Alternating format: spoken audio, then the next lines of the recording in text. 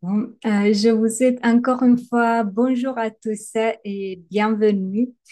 Je vous dis aussi un grand merci d'avoir dit oui à notre invitation pour cette découverte.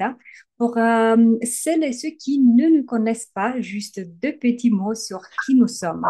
Je vais reprendre le partage d'écran avec un visuel, c'est toujours un peu, un peu plus simple, hein.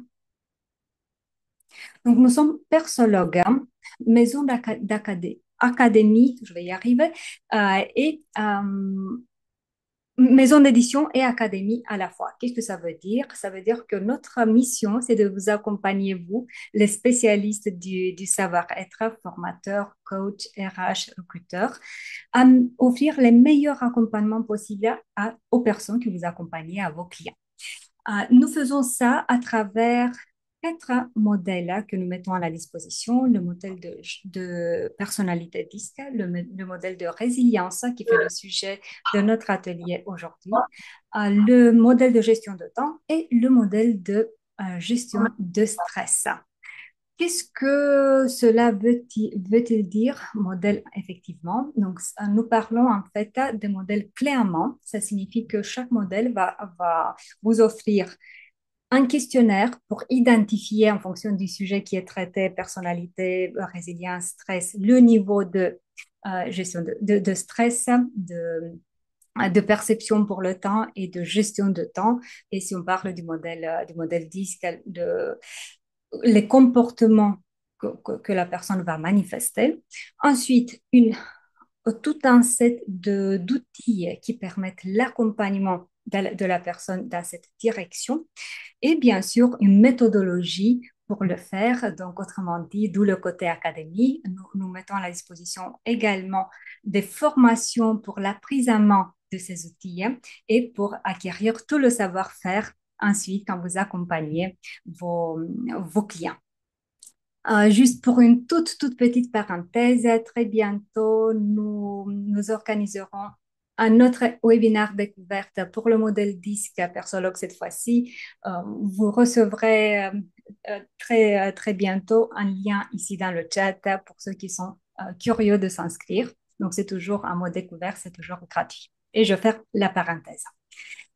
Le Je suis Catalina, maître formatrice ici en France. Durant cette petite heure que nous avons ensemble, ce que je vous invite à faire, c'est en fait de faire une petite pause dans votre quotidien. Donc, ce sera l'occasion d'un côté de prendre un peu de recul, hein, par rapport à certaines choses, hein, de découvrir notre modèle et de voir aussi en quoi il pourrait aider, en quoi il pourrait enrichir vos prestations. Donc, je compte sur vous qu'on fasse cette session la plus interactive possible. Nous n'avons pas prévu de session spéciale de questions-réponses à la fin, donc faites-les venir au fil de l'eau. Ne me laissez pas parler toute seule, s'il vous plaît.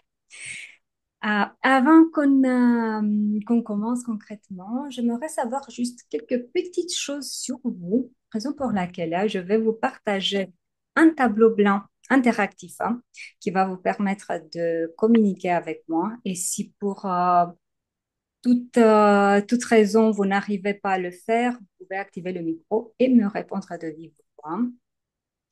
J'ai besoin juste de 2 petites secondes. Voilà. Normalement, vous devriez voir la même chose que moi. J'ai 2 questions pour vous. La première, hein, c'est quelle est votre activité principale? Est-ce plutôt la formation, le coaching, vous travaillez dans les ressources humaines ou c'est quelque chose d'autre? Pour me répondre, vous avez côté gauche de votre écran, vous avez une barre à outils. Donc, choisissez, le plus simple, ce serait de choisir les post-it. Ils sont appelés sticky notes. Donc, c'est une, 1, 2, 3, 4, 5, la sixième option de votre barre à outils. Donc, prenez un petit post-it et écrivez à l'intérieur votre prénom et positionnez-le dans le cadran qui vous correspond. Et si c'est autre, je vous prie de nous donner aussi quelques petites indications. Ça va me permettre en fait de savoir quelle serait la potentielle utilisation pour vous de ce modèle qu'on va découvrir ensemble aujourd'hui. Et comme je le disais, on est dans un très petit comité. Si vous n'arrivez pas à utiliser le board interactif, c'est pas grave. Dites-le de vive voix ou écrivez-le dans le chat. Sébastien qui nous dit que cela ne s'ouvre pas. Est-ce que vous êtes sur un ordinateur ou peut-être téléphone ou tablette? Ok, en fait, c'est mon écran. Vous n'avez rien à ouvrir. C'est tout simplement mon écran qui est partagé. Ok. Je vois qu'Anita a répondu, donc D'accord, ça fonctionne. J'allais vous poser la question. C'est OK, vous voyez. oui, oui, oui, je vois. Donc, je OK. vois que vous êtes plutôt dans la formation. Bien. Bienvenue au club. Et je vais mettre. Sébastien, je vous vois sur le bord, donc ça devrait aller.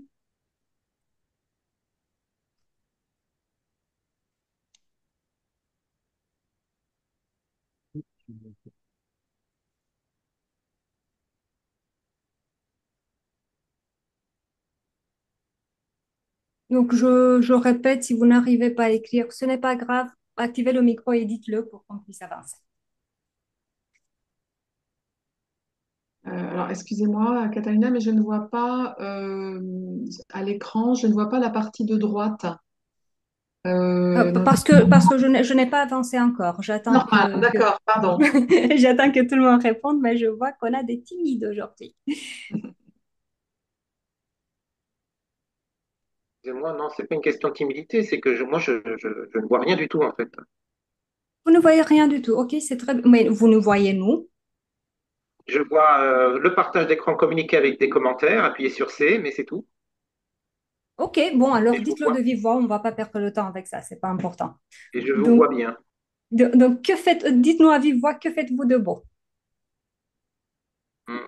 Moi, je suis ancien CPE et ancien RH dans le monde de l'éducation, dans le réseau OK. AEFE à l'international, et actuellement directeur pédagogique. OK, super, merci beaucoup. J'avance avec la question suivante, qui est, qu'est-ce qui vous amène aujourd'hui? Est-ce là une simple curiosité? Est-ce un désir de développement personnel? Est-ce le fait que vous cherchez peut-être à voir si le modèle est adapté à votre activité? Ou toute autre raison? La franchise est bien sûr très appréciée. Encore une fois, ça va me permettre de savoir euh, quel type d'information pourrait vous être utile.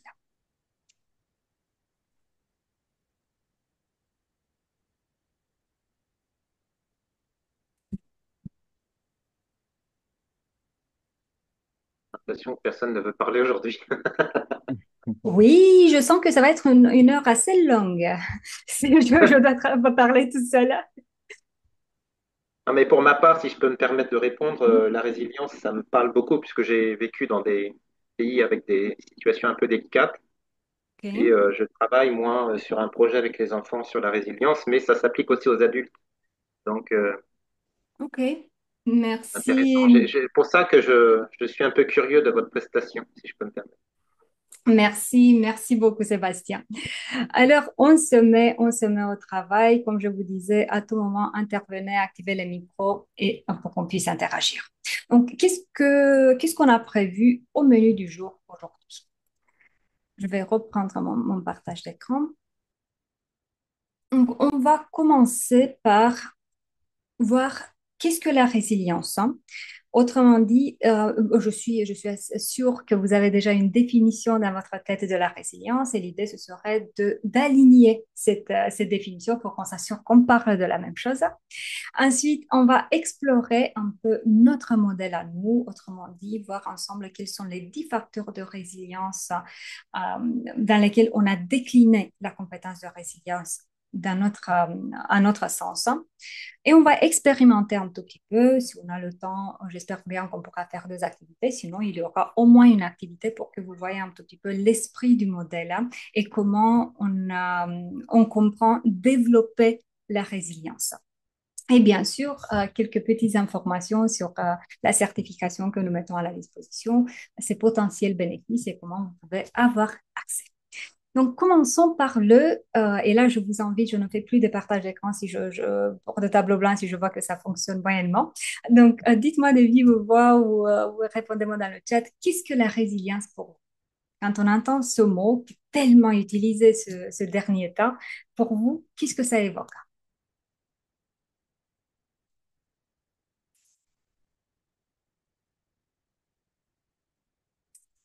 Ah, ok, Sébastien qui nous dit force intérieure et flexibilité. Merci.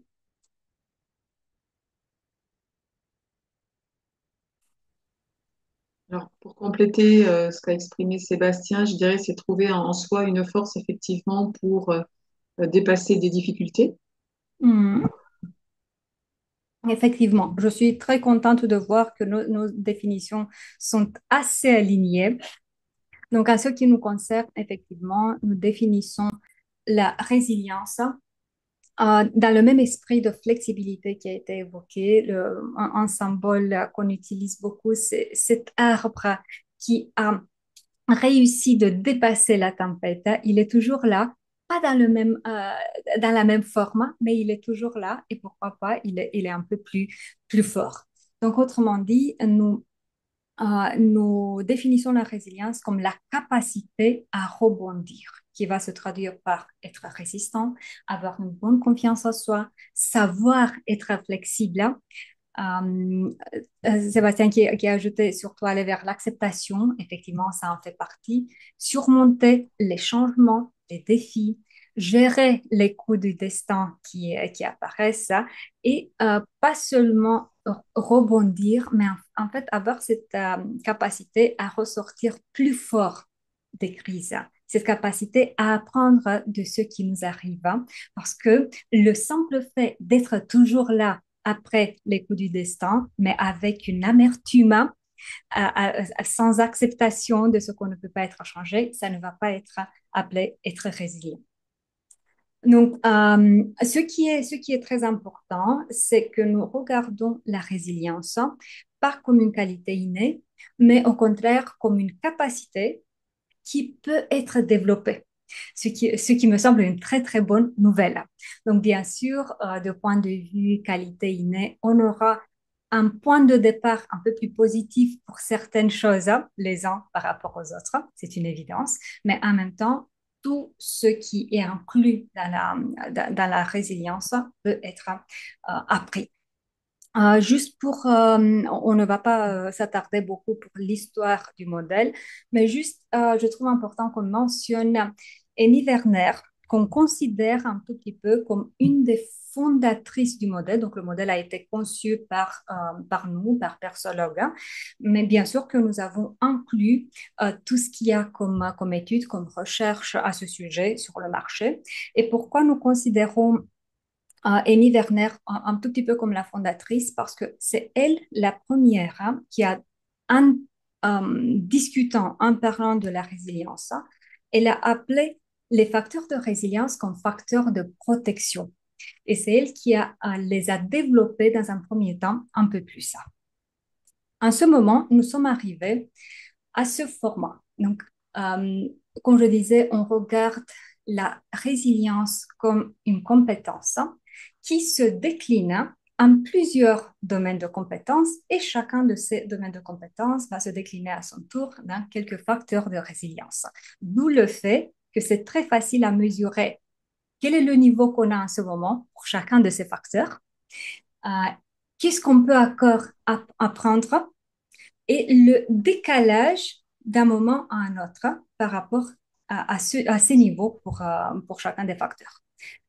Donc, en termes de domaine, on commence avec ressentir, accepter, comprendre et s'orienter. Et voyons maintenant ce qui se retrouve derrière chacun de ces mots. Donc, ressentir, en bref, ça parle de notre capacité à reconnaître, à gérer et à canaliser ses émotions. Et ici, on retrouvera les émotions positives, pas pour dire à travers ce mot positif que les émotions soient dites négatives. Bien sûr, les émotions ne sont pas négatives en soi, ne sont pas bien accueillies, mais c'est juste pour dire que il est nécessaire de savoir reconnaître l'émotion. Si c'est une émotion désagréable, l'accueillir, comprendre quel est son rôle là, pourquoi elle est venue vers nous, mais savoir ne pas rester bloqué dans une émotion désagréable, genre la tristesse, la colère, le dégoût, et savoir aller vers une émotion positive qui me permet d'aller de l'avant. Donc, c'est ça ce qu'on comprend par émotion positive en tant que facteur de résilience. Contrôle des pulsions, autrement dit, cette capacité à ne pas agir en fonction de la première pulsion, mais savoir agir de manière réfléchie, comme je disais, savoir canaliser ces émotions et avoir des réactions qui me permettent de maintenir des relations saines, qui me permettent de ne pas agir de manière trop rapide et de regretter après. Je ne sais pas si ça vous est arrivé d'aller parfois dans un shopping compulsif qui est enfin, qui montre en fait un contrôle de pulsion assez faible. Ensuite, dites-moi s'il vous plaît à tout moment que je ne sais pas clair, interrompez-moi et posez-moi des questions. Pour, pour accepter. Ici, c'est qu'est-ce qu'on va trouver? On va trouver la capacité à accepter ce qui ne peut plus être changé. Et ça peut être lié on peut retrouver ici les choses du passé où on sait très bien le passé, il est là. Je ne peux plus rien changer. Je peux apprendre de ce qui s'est passé, mais je ne peux plus aller en arrière. On a tellement de films, la cinématographie, elle est bien remplie des films qui nous proposent d'aller en arrière et de changer les choses, mais dans la vraie vie, ce n'est pas possible. D'accepter la réalité telle qu'elle est, d'accepter de la réalité les choses qui ne peuvent plus être changées et également s'accepter soi-même tel qu'on est. Cela ne veut pas dire que accepter signifie ne rien changer, rester de manière euh, complètement satisfaite dans ce que l'on est et ne jamais évoluer. Mais ça signifie faire la distinction entre ce qui peut être changé, ce qui ne peut pas être changé, lutter pour ce qui peut être changé et accepter ce qui ne peut plus être changé.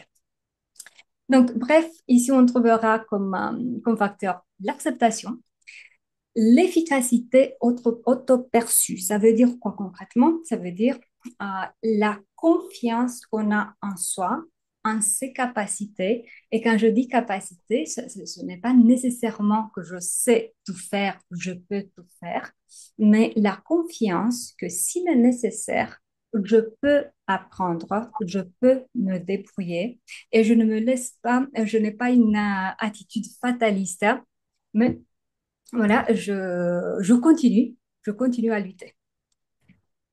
Et le dernier facteur de l'acceptation, ça va être responsabilité, qui parle en fait de la capacité de la personne de prendre responsabilité pour soi. Ça veut dire quoi concrètement? Prendre responsabilité pour ses ressentis, par exemple. La différence entre tu m'énerves et quand tu fais cela, je m'énerve. Donc, c'est à moi de m'énerver, c'est à moi de ne pas m'énerver. Je ne peux pas contrôler le comportement de l'autre. Je peux lui faire une demande si dans son comportement il y a quelque chose qui me gêne vraiment, mais j'accepte, à propos d'acceptation, j'accepte que je ne peux pas contrôler le comportement de l'autre et j'accepte la responsabilité pour mes ressentis pendant que l'autre fait ce qu'il fait. Est-ce que je suis claire? Oui. Ouais. Et ça continue bien sûr avec prendre responsabilité pour ses actions, pour ses pensées, et accepter que si je veux un changement, ça commence avec moi, et que si je ne suis pas content avec la situation dans laquelle je suis, peut-être que j'y suis pour quelque chose. d'une façon ou d'une autre, j'ai contribué à cette situation. Un exemple très concret, je suis mécontente de comment des relations que j'ai avec mon chef. Et là, la question qui se pose, c'est, OK, est-ce que tu n'as jamais essayé d'exprimer ce mécontentement ou tu t'attends tout simplement que l'autre fasse un changement et tu te plains intérieurement? Voilà, donc là, c'est prendre responsabilité pour quelque chose qu'on n'a pas fait. Mais ça revient à cette idée de mes actions qui y contribuent. Et on continue avec comprendre, qui fait référence à notre capacité à comprendre les situations, qu'elles soient passées, présentes, qu'on comprenne ce qu'il y a à apprendre de chaque situation et qu'on comprenne également les autres dans nos interactions.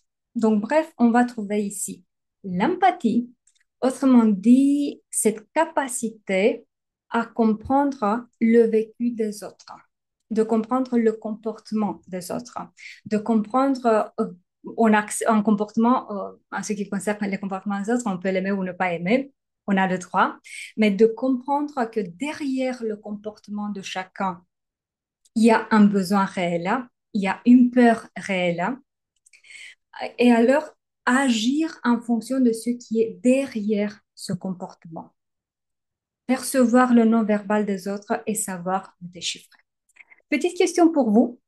Euh, Pourquoi croyez-vous que l'empathie est positionnée dans le comprendre et pas dans le ressentir?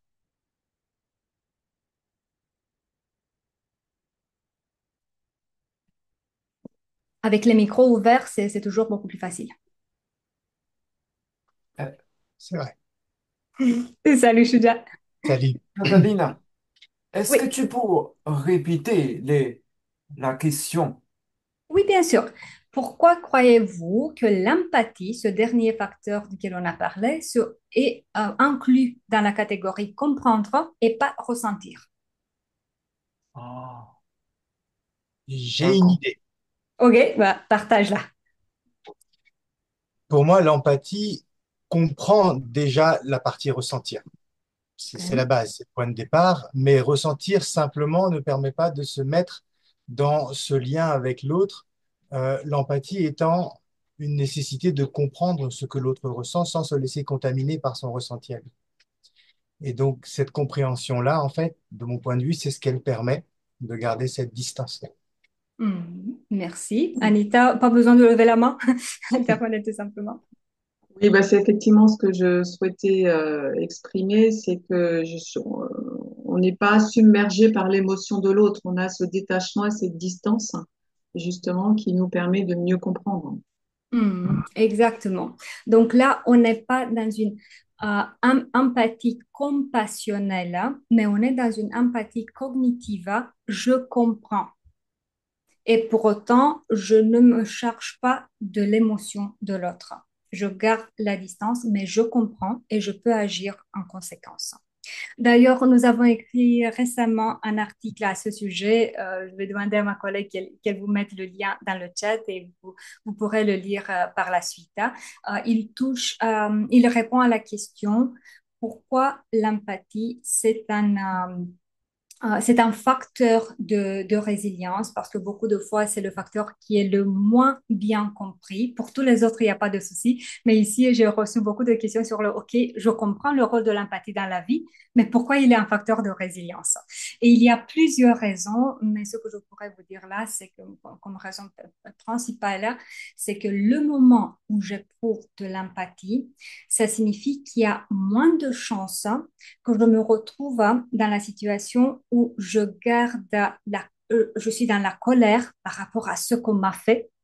Je garde une amertume qui ne va pas me permettre d'aller dans ces émotions positives qu'on avait évoquées dans le ressentir, ce qui fait que ça va bloquer mon chemin vers une résilience. Oui, peut-être que je suis toujours debout, mais je suis debout plein d'amertume. Voilà, donc ça, c'est une des raisons. Nous avons évoqué cinq. On vous invite à lire la suite. Le deuxième facteur de comprendre va être l'analyse des causes. Autrement dit, je comprends le pourquoi du comment on est arrivé là. Comment et pourquoi on est arrivé là. Pas dans un esprit de jeter euh, la culpabilité sur les autres, mais tout simplement, on comprend de manière très factuelle qu'est-ce qui fait qu'on est arrivé à ce point-là pour qu'on puisse agir différemment. Et on arrive au dernier domaine, s'orienter, qui parle de la capacité à trouver une orientation, à se donner un nouveau cap. Donc, encore une fois, dans la résilience, on parle de cette capacité à rebondir. Donc, une fois on est en train de rebondir, vers quoi on va. Et aussi l'acceptation du fait que parfois, on ne peut pas le faire tout seul. Donc, ce qui fait qu'il va se décliner en l'optimisme réaliste.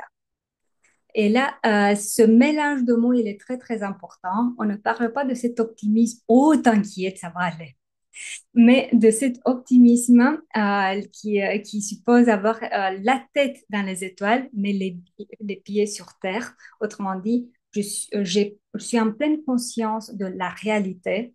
Je comprends les risques, je comprends les difficultés, et en même temps, j'ai cette croyance que je vais m'en sortir, qu'il y a une solution et que je vais réussir d'une façon ou d'une autre. Ensuite, recherche de solutions. Autrement dit, cette capacité à penser, à réfléchir en termes de solutions. Je ne reste pas bloquée, par exemple, si j'ai le facteur d'analyse de cause qui est très élevé, le risque, c'est de rester bloqué dans l'analyse du problème. Et on tourne le problème et on tourne en rond et on tourne en rond. La recherche de solutions, ça signifie que j'ai compris le problème et là, je réfléchis en termes de qu'est-ce qui est possible. Même quand tout paraît impossible, qu'est-ce qui est quand même possible. Et dernier, mais pour autant pas moins important facteur, le soutien social. Autrement dit, est-ce que je suis bien entourée? Est-ce que j'ai su bien m'entourer? Est-ce que je sais à qui faire appel le moment où j'ai besoin? Et ça peut être un besoin professionnel, ça peut être un besoin personnel, ça peut être un besoin de mentorat, ça peut être un besoin de développement, etc. Est-ce que j'ai su bien m'entourer? Est-ce que j'ai su bien nourrir ce réseau? Est-ce que je comprends que dans ce genre de réseau, c'est donnant-donnant? Je ne peux pas tout simplement demander, parce que si on ne fait que demander, bien sûr, à un certain moment, l'aide ne viendra plus. Et est-ce que je comprends que demander de l'aide, c'est parfois une compétence tout aussi importante que savoir se débrouiller tout seul. Et là, vous pouvez penser aux personnes à caractère très, très fort et qui ont comme mission de vie de se débrouiller tout seul et de prouver qu'ils peuvent le faire. Moi, je. Et vous savez à quel point c'est difficile parfois d'admettre, là, j'ai besoin d'aide. Et c'est pour ça que le soutien social, on le regarde comme une compétence à développer. Parce que ça signifie accepter, et vous voyez que tout est connecté, accepter que parfois, même si on est très fort, efficacité auto-perçue très élevée, parfois, on ne peut pas tout faire et c'est OK. Accepter ses vulnérabilités et savoir comment demander de l'aide, savoir comment créer ce réseau à qui on peut demander de l'aide. Voilà un tout petit tour. Bien sûr, là, on est allé assez vite. Dites-moi, s'il vous plaît, s'il y a des questions ou sinon, quelles sont vos remarques, vos idées, vos conclusions. Moi, j'avais une question, s'il vous plaît. Oui, bien sûr. Est-ce que vous pensez qu'on peut développer son empathie au cours de sa croissance? Oui. C'est-à-dire que certaines personnes n'ont pas du tout d'empathie et ça relève peut-être même de la psychiatrie. Mais est-ce que vous pensez que l'empathie est innée? C'est quelque chose d'inné, figé, comme ça, dès le départ, quand on est enfant et on la développe. Qu'en pensez-vous? Parce que tout à l'heure, vous avez fait Euh, mention de, de l'empathie, on va dire, sensorielle et l'empathie cognitive. On est bien d'accord, vous mhm, faites la mhm, distinction entre les deux. oui. L'empathie cognitive qui correspond aux croyances des uns et des autres et on va accepter ça. et l'autre qui va être un peu plus dans la sensibilité. Est-ce que vous bien sûr. pensez que l'empathie est un fait comme ça, qu'on En fait, développe ou pas, hein, parce que certaines personnes euh, sont plus empathiques que d'autres.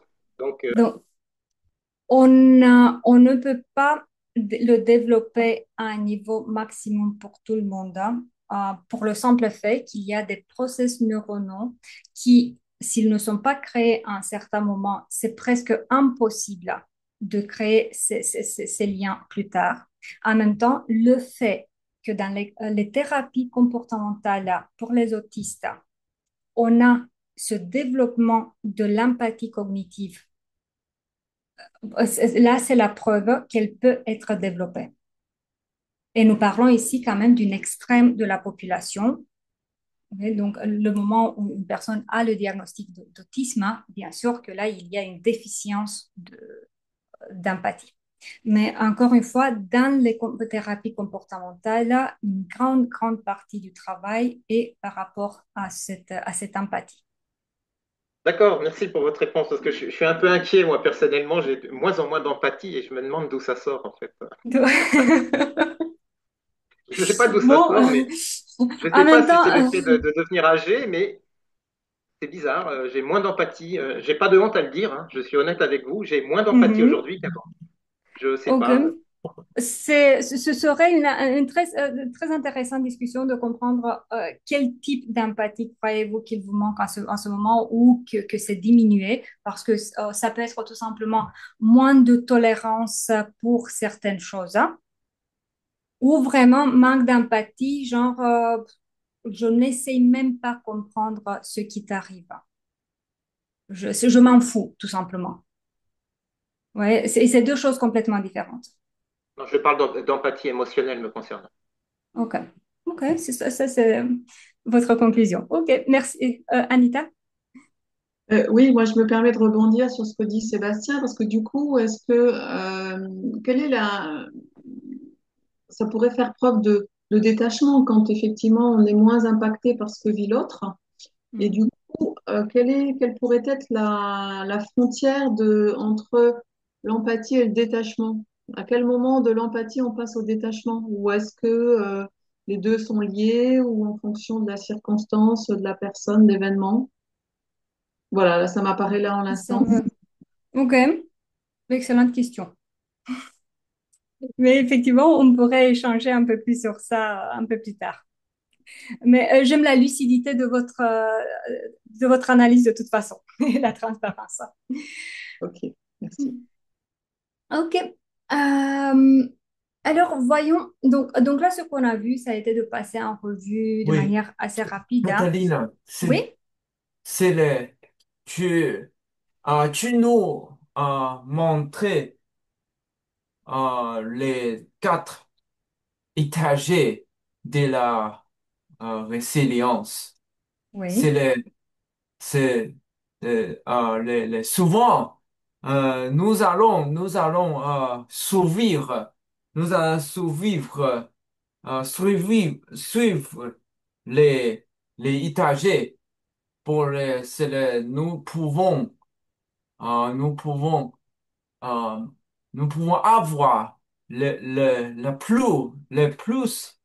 plus forte euh, résilience. Jimmy, excuse-moi, je vais faire preuve d'un manque d'empathie là, mais on a très peu de temps à la disposition. Peux-tu poser la question en anglais pour qu'on puisse juste avancer? Et je te promets qu'on se met à un autre moment pour exercer le français. Oui, c'est c'est le euh, en anglais four stage to resilience. Yes. Je pense que c'est le you follow it, you will be more like you stronger with mental and you will act more like stronger to be resilient. That's my question. Is that the way? Is that the four steps to be Oh, OK. If it's a matter of steps. Non, ce n'est pas une question d'étape. Je commence avec le ressentir, je continue avec l'acceptation. OK, là, je comprends.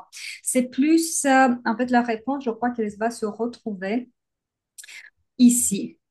Qu'est-ce que, euh, qu'est-ce que le modèle de résilience il permet de faire? Et il permet en fait de, euh, d'identifier son niveau de résilience par rapport à chacun de ces facteurs.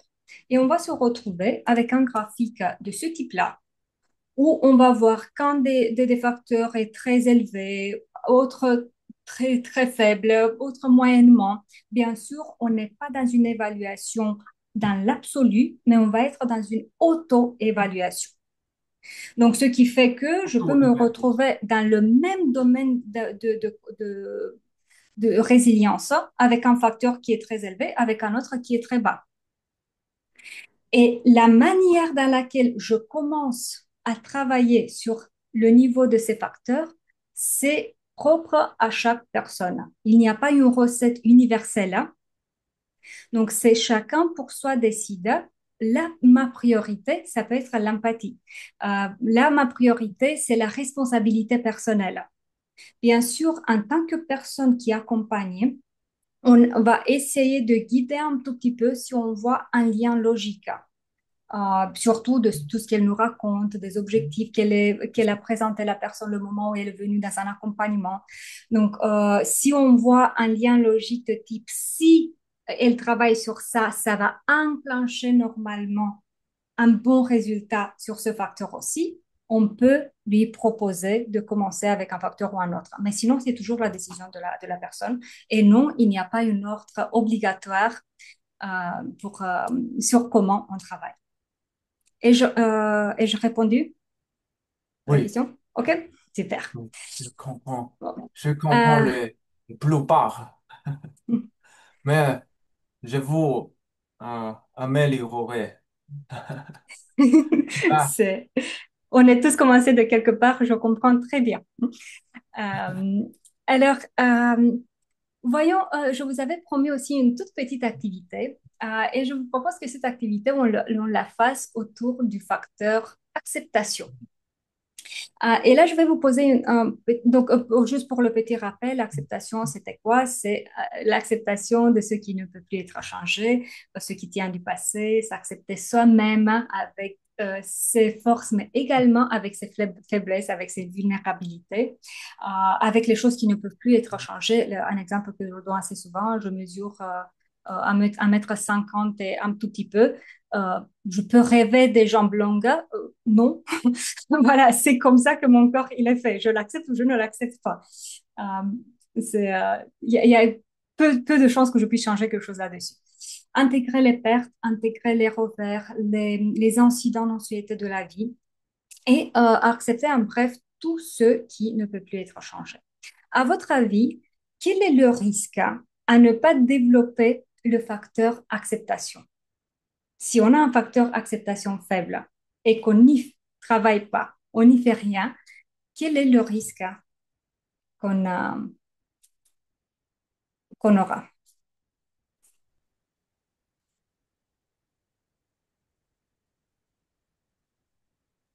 Vous pouvez reformuler la question?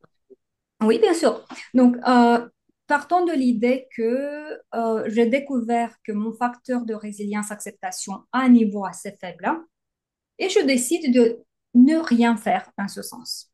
Quel est le risque pour moi? Anita, je vois la main. Il y a déjà le risque sur un niveau émotionnel de rester dans des émotions qui peuvent être principalement de la colère, de la frustration, et rester dans cet état-là, être dans un état d'impulsivité et ne plus être en capacité d'analyser la situation en fait. De ne plus être en capacité de se poser les bonnes questions à partir du moment où on est seul. Je pense qu'en étant accompagné, c'est plus facile, mais c'est un des risques. Et puis de Mhm. tomber en rond dans la même situation et de s'épuiser et voilà, aller dans Effectivement. l'extrême. Je vois dans le chat le risque de s'effondrer. Merci. Et Shuja, je vois la main. Oui, j'abonde ce que disait Anita. Je pensais à la même chose et en l'écoutant parler, je me suis dit qu'il y a peut-être aussi un risque de rejet, en fait, Mhm. du monde ou de la réalité et d'être coincé dans ce qu'on aimerait que les choses soient comparativement à ce qu'elles sont réellement, en fait. Voilà, genre, j'aimerais avoir une grande maison au bord de la mer. Je n'ai qu'un appartement en centre-ville là. Si je reste dans la frustration de la maison que je n'ai pas au bord de la mer, je n'arrive pas, en fait, à me réjouir de ce que j'ai en ce moment. Et comme je vous le disais, tout est connecté. Donc, encore une fois, j'arrive au fait que ça va être très, très difficile d'enclencher des émotions positives qui me permettent de bien vivre, d'avoir une énergie positive qui me permettrait en fait peut-être de faire le nécessaire d'avoir cette maison au bord de la mer que je souhaite. Là, c'est juste à titre d'exemple. Ça va, bien sûr, ça peut s'enchaîner aussi avec un contrôle des pulsions assez faibles parfois, parce que si je suis beaucoup dans la colère, dans une tristesse, dans une nostalgie de ce qui aurait pu être et ce ne l'est pas, alors bien sûr qu'à un certain moment, toutes ces émotions désagréables devront ressortir d'une façon ou d'une autre. Donc voilà, c'est juste quelques petits exemples de comment tout ça s'enchaîne. Donc, puisqu'on est bien conscient que c'est important, je vous propose une technique très, très simple. En fait, pour tout vous dire, notre modèle, il est conçu sur le principe. On évalue le niveau pour bien comprendre où je me situe par rapport à chacun de ces facteurs. Et ensuite, bien sûr, l'idée n'est pas tout simplement d'avoir une radiographie du moment, mais de continuer sur le et qu'est-ce que je fais avec tout ça? Comment je peux améliorer. Et sur le comment je peux améliorer, on propose pour chacun des facteurs une, deux techniques bien concrètes pour travailler sur ce facteur de résilience. Et le modèle, il est conçu de manière très, très pragmatique et très aligné avec les temps l'époque que l'on vit, où on a très peu de temps à la disposition. Donc, quand je dis pragmatique, ça veut dire le facteur, la technique.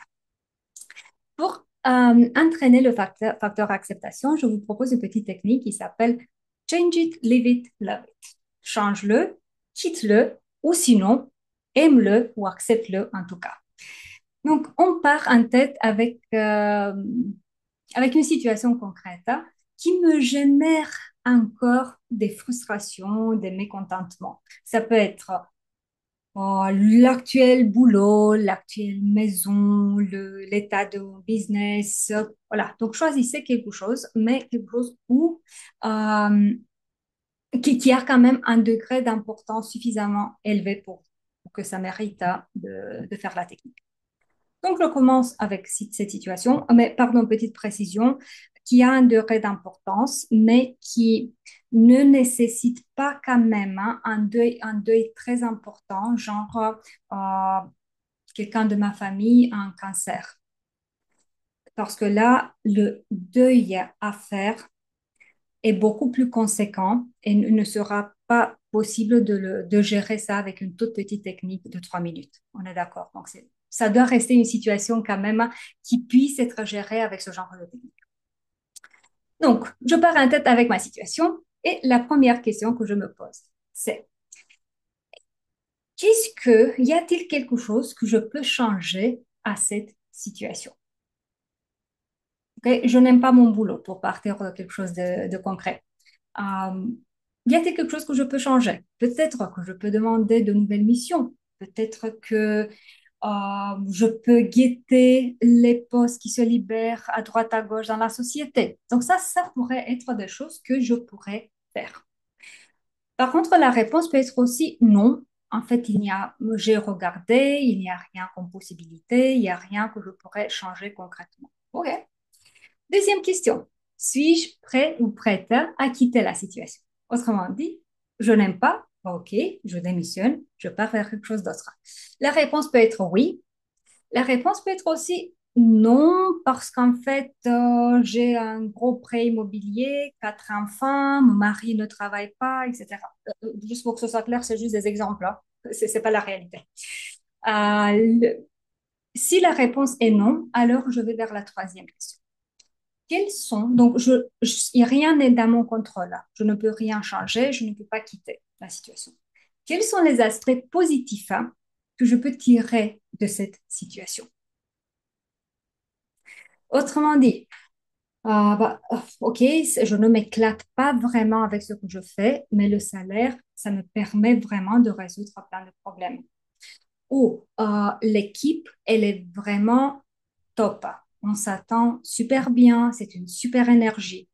Ou il y a quand même des choses nouvelles là que je pourrais apprendre. Ça ne fait pas partie de mon boulot, mais je peux me greffer de temps en temps à diverses personnes de l'équipe, hein, voilà, et ce qui pourrait me permettre de d'avancer en transverse sur certaines choses et à un certain moment, quand je serai prête à quitter, de euh, d'avoir plus de connaissances, plus de compétences. Qu'est-ce qui se passe à votre avis pour la personne, hein, le moment où elle passe par ces trois questions? Qu'est-ce qui va changer?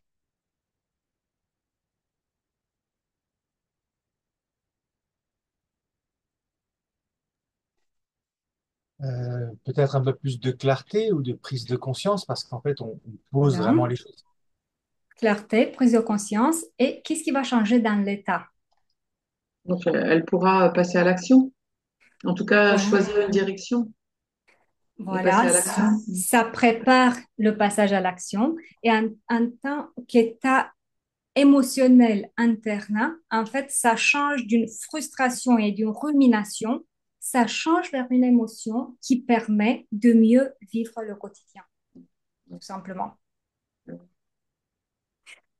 Voilà, donc bien sûr qu'on finit par l'autre, qu'est-ce que je me propose de faire différemment.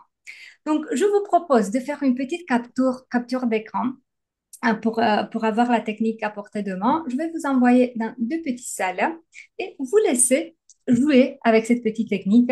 On n'a pas le temps de faire dans tous les sens. Donc, une personne va présenter une situation et les autres, vous l'accompagnez avec cette petite technique. Et ensuite, vous revenez et vous me racontez, y a-t-il quelque chose qui est changé? Donc, cette partie sera complètement confidentielle, ne sera pas enregistrée. Êtes-vous déjà, pardon, j'ai oublié de vous demander la permission. Est-ce que c'est OK pour vous si on fait ça? Oui. Oui. N'importe. OK. Donc, deux salles.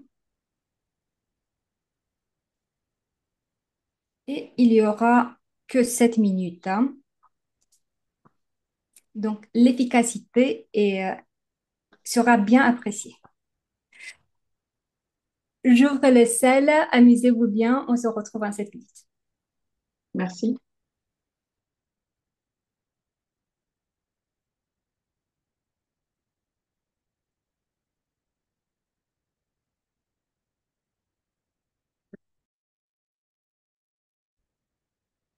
Le temps, ce n'est pas le suffisant. Le temps suffisant. Désolée, effectivement, le temps a été un peu court. Qu'est-ce que vous avez réussi à expérimenter quand même? Pas grand-chose? Je me permets de prendre la parole. Effectivement, non, on n'a pas expérimenté. Jimmy a présenté une problématique, mais voilà, on n'a pas eu le temps d'aller plus loin. Ok, désolé, mais Jimmy, tu as la technique, donc tu pourras t'auto-accompagner. Parce qu'en fait, c'est ça la beauté des techniques que nous proposons. Ça marche très bien en accompagnement, mais aussi de manière individuelle, hein, si on a l'envie de le faire, bien sûr. Dan, Josué, Sébastien, chez vous, vous avez réussi à avancer un peu ou pas? Pas vraiment. Pas trop, non. On a un peu Pas trop. discuté, échangé sur le projet de monsieur. Ok. Euh, il essaye de ce que j'ai compris, s'auto-former, être de plus en plus en confiance avec lui-même. D'accord? Ok. C'est intéressant, ça fait partie de la résilience, hein, quelque part. Ouais. Prendre de Bien sûr, l'assurance pour avancer. Oui. bien sûr. Ok. Euh, Bon, alors nous n'avons pas grand-chose à débriefer, mais comme on avait dit avant que vous partiez dans les deux salles, l'idée de cette technique, c'est effectivement d'apporter pour la personne plus de clarté et de changer l'état intérieur pour qu'elle se prépare pour une action différente, hein, et qui finalement va provoquer un changement, peut-être pas vers la situation idéale, mais de toute façon, de la sortir du blocage où elle est en ce moment. Voilà. Juste quelques petites informations aussi sur le modèle en soi et en quoi ça consiste la formation certifiante. Donc, comme j'avais déjà évoqué, le modèle, ce qu'il vous propose, c'est un questionnaire qui vous permet d'identifier le niveau de résilience par rapport aux 10 facteurs. Le questionnaire, il est proposé en format numérique, mais également en format papier si vous avez une préférence. Bien sûr, le format numérique, il est beaucoup plus flexible, beaucoup plus agile. Ensuite, une fois que la personne a rempli le questionnaire, on obtient une restitution. Et celle-ci, on peut l'avoir en, en deux formats. Donc, ça peut être le profil de résilience format complet. Je vais vous envoyer des liens pour que vous puissiez les feuilleter à votre guise. Et aussi un format plus court, le moment où le budget ne permet pas d'inclure des questionnaires très chers. Donc, pour vous faire une idée, en termes de coût d'achat, le questionnaire version courte, il coûte à peu près 25 euros et celui qui est complet, il coûte 32 euros. Ensuite, il est accompagné d'un cahier d'exercice, d'un workbook qui permet d'accompagner l'accompagnement, je, je me comprends, de créer l'accompagnement de manière, comme je disais, pragmatique, hein, en fonction de ce que la personne se met comme objectif. Je veux travailler sur ce ou ce facteur de résilience, de pouvoir lui proposer des techniques bien concrètes, hein. Donc, vous n'avez rien à inventer. C'est pour ça que je vous disais, ça vous permet de faire des accompagnements clairement, que ce soit des accompagnements de type coaching ou formation, et également des petits jeux pour vérifier la compréhension, mais aussi pour approfondir la compréhension. Autrement dit, on avait vu uniquement cette optique de qu'est-ce qui se passe si le facteur il est faible, mais il y a aussi le revers de la médaille. Qu'est-ce qui se passe le moment où un des facteurs il est très très fort, mais en combinaison avec un autre qui est très faible. Et peut-être que cette vue, quand on obtient le profil, on peut avoir aussi cette vue en toile d'araignée qui me permet de voir mieux le manque d'équilibre entre les niveaux des différents facteurs. Et là, je suis sûre que vous avez commencé déjà à faire des petits liens. Qu'est-ce que ça veut dire le moment où l'efficacité auto-perçue, elle est très élevée, support social très faible, ou analyse de cause très, très élevée, mais recherche solution très faible. Vous voyez, donc le fait que un soit très élevé, en soi, c'est très bien, mais combiné avec les autres, ça, ça peut évoquer en fait des potentielles problématiques à travailler. Et si vous voulez mon opinion, c'est là la valeur ajoutée principale de notre modèle, le fait que ça permet pour la personne d'avoir cette vue holistique sur les facteurs et comment chacun s'influe, comment chacun influe l'autre. Donc, niveau certification concrètement, comment ça se passe? Ça se passe en distanciel synchrone, hein. La formation est séquencée en 4 modules de 4 heures avec un travail individuel intersession. Nous privilégions chez Persologue cet apprentissage brique par brique, hein. Donc pas tout d'un coup et ensuite je passe à autre chose, mais vraiment je mets le temps d'intégrer le tout en douceur. La prochaine session, elle est prévue à partir de novembre, donc les 24 novembre, 8, 1, 8 et 15 décembre, juste avant que Père Noël arrive. Et le coût de la certification, c'est 1750 euros, bien sûr, avec le sujet on avait discuté avec une remise pour ceux qui sont déjà certifiés à un autre modèle. Avez-vous des questions ou des remarques?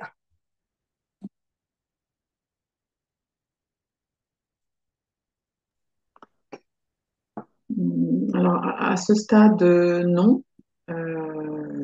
Merci pour toutes ces informations. Après, moi, ça m'intéresse effectivement d'avoir peut-être plus le contenu de la formation. Avec grand, grand plaisir. On peut même faire mieux que ça, Anita. Si vous voulez tester le questionnaire, on peut se retrouver pour débriefer un peu ensemble et voir effectivement le parcours concret de la formation.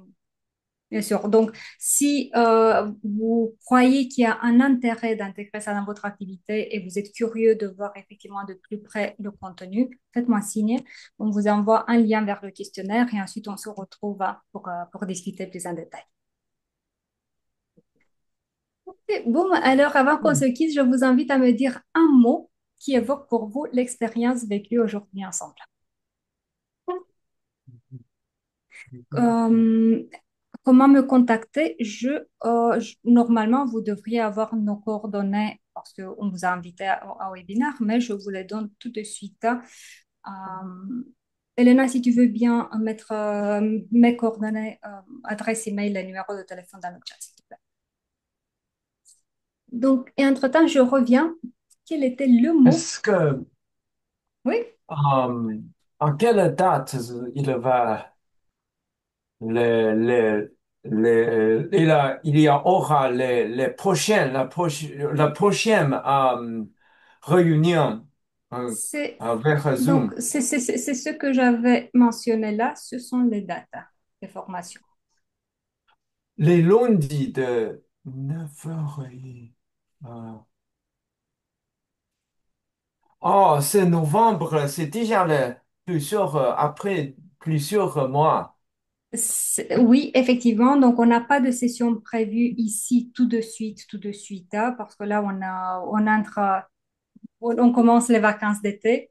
Donc, c'est prévu pour le deuxième semestre en fin d'année, effectivement. D'accord.